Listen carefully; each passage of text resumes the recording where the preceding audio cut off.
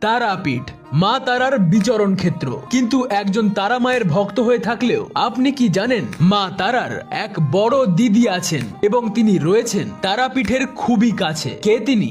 বলছি, মা তারার বড় দিদি হলেন দেবী মৌলিক্ষা। ঝাড়খণ্ডের দুমকা জেলায় রয়েছে মলুটি গ্রাম, আর সেখানেই অবস্থিত এই মৌলিক্ষা দেবীর মন্দির, যা তারাপীঠ থেকে মাত্র 19 কিলোমিটার দূরে অবস্থিত।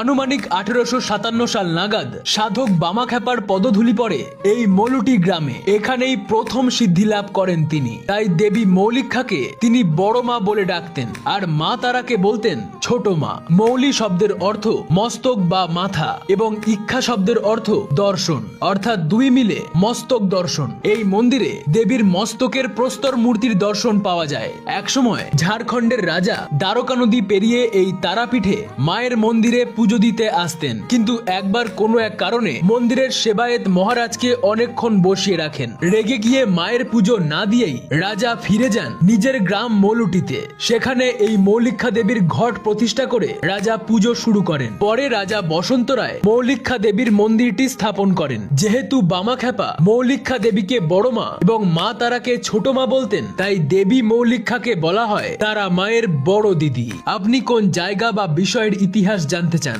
এবং মা তারার ভক্ত হয়ে থাকলে জানান আমাদের।